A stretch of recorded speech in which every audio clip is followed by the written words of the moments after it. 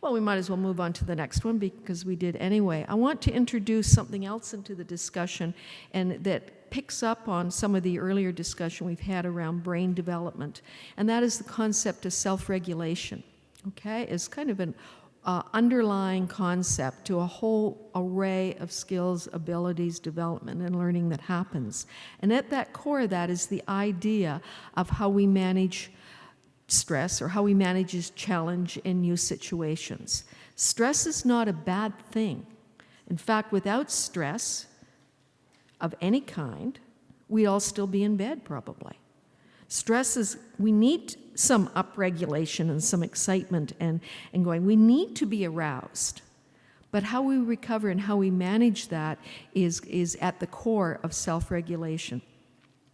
Okay, the earlier study 3 talked about how self-regulation is how we become engaged and excited and how we respond to new ideas, challenge, opportunities, and frustrations, and that it's grounded in our biology of arousal and recovery states. Now, yes, and this is come from, it doesn't show up as well on the big screen, but I'll talk you through it. It comes from work of many over the last 40 years thinking about different states of development. And right now, Stuart Shanker uses this a lot to talk about self-regulation and optimal state. Because self-regulation isn't all one thing. We talk about optimal self-regulation as being calmly focused and alert, or calm, alert, and learning, different ways of saying it. And that's the point where you are engaged, alert, intent, and can take in new information or can respond to your environment, okay? After lunch isn't the best time for that because for all kinds of reasons, it's kind of a sleepy time. But if you think about it, when do you learn best? When are you best equipped to deal with a challenge or a new situation or take in new information?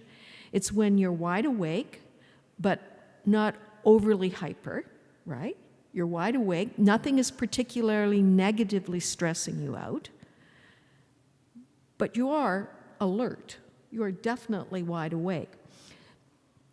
Then we have, so that's right in the middle. Have I got this? Trying to find, there it is. Then we have, beyond calmly focused and alert, we have hyper alert. And this is when we're on edge. And sometimes we need to be hyper alert. Sometimes we need to be really kind of have a little bit of adrenaline going for it. And sometimes for safety we need to. Sometimes we're taking risks and we need to. We're climbing a mountain, we're skiing, we're somewhere where we need to be really alert so that we're very aware of our environment. And then when we get beyond that to the next stage, when we're overly hyper, we flood. Flip the lid, as Joan talked about last night, Joan Durant talked about last night. We flip the lid, and young children technically have meltdowns. They temper tantrum. They howl, they scream, they kick. Sometimes we do that too, but we try to keep that a little under control. But that's the flooding at the extreme end. Yes? Sorry? Flooding, yeah. I'm trying to get, there it is. That's flooding. Trying to get this challenged with this, but it seems to be working out. This is flooding at the far end, and this is when we've lost it. Okay? Hyper alert, we wouldn't want to stay there all the time. We wear ourselves out when we stay there all the time, but sometimes it's a good idea. When you live under situations of high negative stress, toxic stress, as we heard about this morning, and you're here most of the time, it has a wear and tear on the body that is not good, and that for young children carries forward and has a negative impact on brain and other biological development.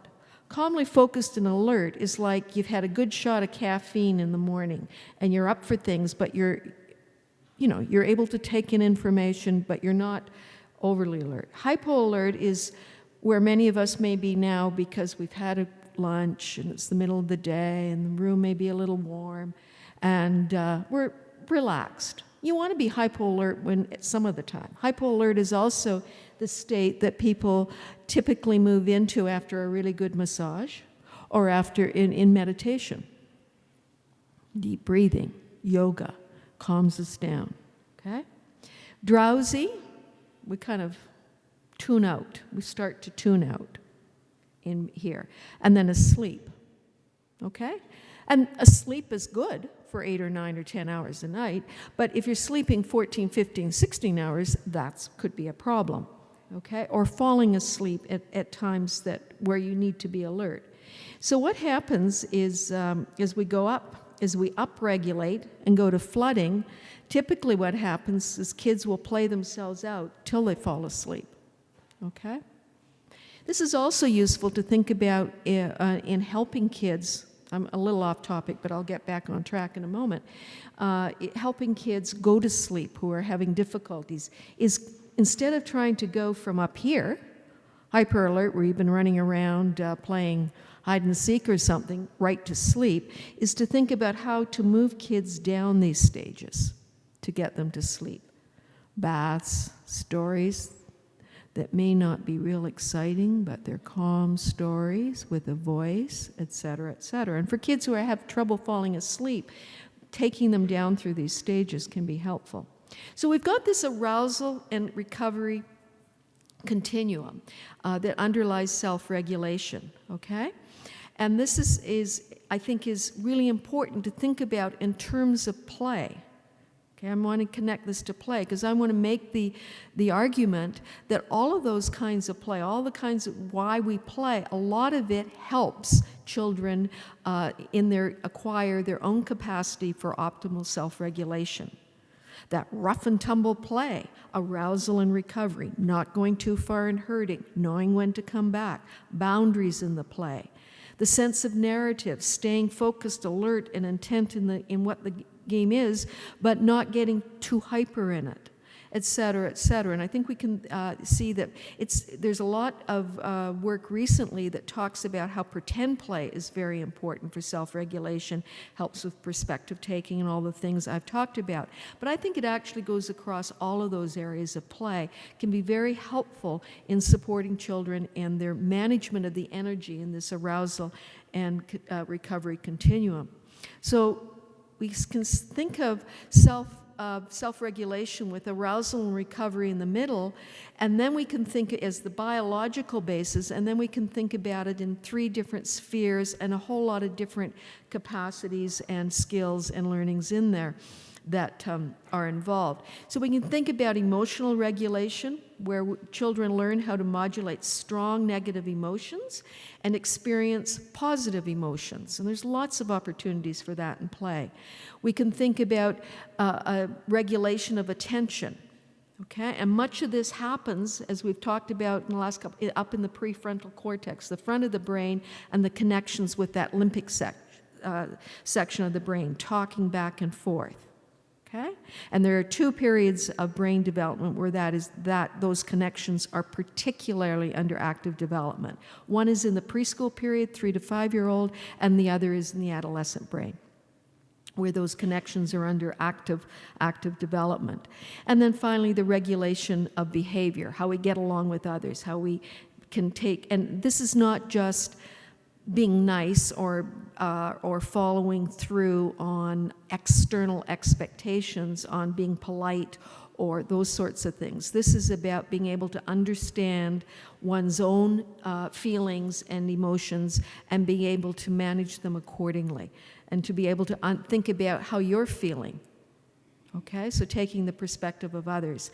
And if you look across this whole array of different skills and abilities that are here, many of them fall under what educators and psychologists sometimes call executive functions. Okay, and or other people call them the soft skills. James Heckman calls them soft skills. There are also, much of this is very much involved with what some people are calling social-emotional learning. Okay? I make the argument that good play opportunities, an array of play opportunities, provide children the practice and experiences they need for optimal self-regulation across all of those spheres.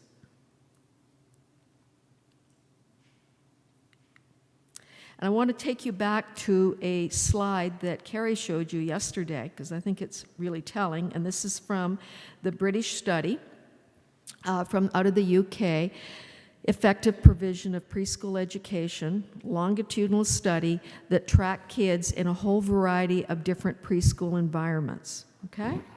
And this, as you remember hearing about yesterday, they looked at low, those are the red, low quality, medium, average quality, and high quality. Now, keep in mind, none of them were really awful.